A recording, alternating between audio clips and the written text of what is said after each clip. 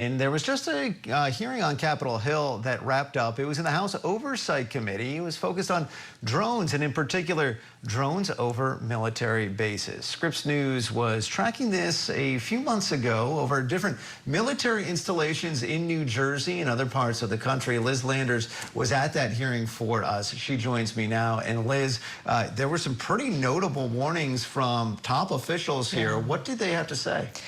These top Defense Department officials did not paint a great picture of the positioning that America's military installations have right now in terms of being able to defend themselves against drones. Last year, in 2024, there were 350 drone sightings on military installations at 100 different military installations across the country. And the Vice Director for Operations for the Joint Chiefs of Staff talked about how drones have fundamentally changed terrorist organizations, militaries, conducting warfare, and how it's redefining also intelligence gathering. And that's one of the main concerns when it comes to U.S. military installations, is whether America's adversaries are using drones to gather intelligence about how the U.S. is defending itself. Listen to what Rear Admiral Paul Spadaro said during this hearing earlier. The homeland is no longer a sanctuary.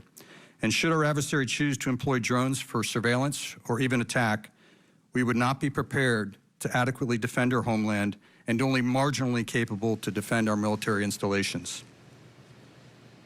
Spadaro also warned about how military technologies and these drone technologies, I should say, are being outpaced right now. And what he meant by that is that drone technology is far outpacing the counter-drone technology. So any of these drones that are flying around these military installations, they can be $100 to $1,000 sometimes. They're not that sophisticated.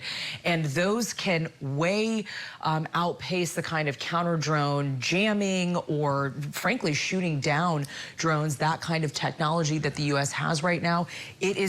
They're basically just saying they're getting far, far outpaced by this. Yeah, and that was a pretty blunt and honest assessment, and a scary one at that. So looking ahead for what can actually Congress do, or maybe it's up to the Pentagon, the Trump administration, are there any actual, things that can be done to help better defend some of these sites? One of the main questions in this hearing today was whether base commanders have the ability to shoot down a drone if they see it nearby. And apparently, according to the Pentagon, within the last month or so, there's been a new standard operating procedure that has been put in place for these base commanders if they do see drones nearby, and what to do and whether or not they can take that kind of action. Another big part of the conversation today was about appropriations. Right now, in this new budget, there's about $1.1 billion in funding to expand the United States' industrial base on drones, basically making more drones here in the U.S. And there's also $250 million for land-based counter-drone programs.